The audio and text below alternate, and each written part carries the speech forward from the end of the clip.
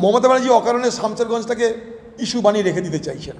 দেখুন শামসেরগঞ্জ করে কি হচ্ছে, দাঙ্গা দাঙ্গা দাঙ্গা, এই যে প্রচার, এই প্রচারে কি হচ্ছে, বাংলার ভাবমূর্তি জলাঞ্জলি যাচ্ছে। বাংলায় সাম্প্রদায়িক বিভাজনের রাজনীতিটা এখানটায় প্রস্ফুটিত হচ্ছে এবং তারা শক্তিশালী হচ্ছে। কিছুই হচ্ছে না, কাজের কাজ যেটা হচ্ছে, বাংলায় সাম্প্রদায়িক বিভাজন স্পষ্ট হচ্ছে। পাশাপাশি এই সাম্প্রদায়িক বিভাজনের রাজনীতির জন্য মরিয়া দুই দল তারা অপেক্ষমান। 2026-এর ভোট না হওয়া পর্যন্ত এই দাঙ্গার বাতাবরণ পশ্চিমবঙ্গ থেকে কিন্তু হটবে না। আমার ভবিষ্যৎবাণী মিলিয়ে নেবেন।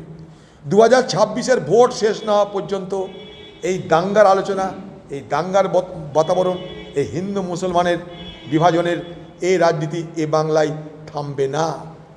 আটামাখা হয়ে গেছে বিভাজনের রুটি সেকার জন্যে, সাম্প্রদায়িক বিভাজনের রুটি সেকার জন্যে দিদি উনুন জ্বালিয়ে বসে আছে, আর বিজেপি তারা গ্যাস সিলিন্ডার জ্বালিয়ে বসে আছে। অতএব এখন কোনো আগুনই নিভবে না।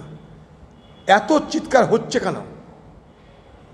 দাঙ্গা থামাইছি, দাঙ্গা থামাবো, আমরা সবাই মিলে দাঙ্গা থামাবো। মুর্শিদাবাদবাসী দাঙ্গা থামাবে, মালদাবাসী দাঙ্গা থামাবে। আমরা সবাই মিলে এ দাঙ্গাকে রুখবো, কিছু হতে দেবো না মুর্শিদাবাদে আমরা।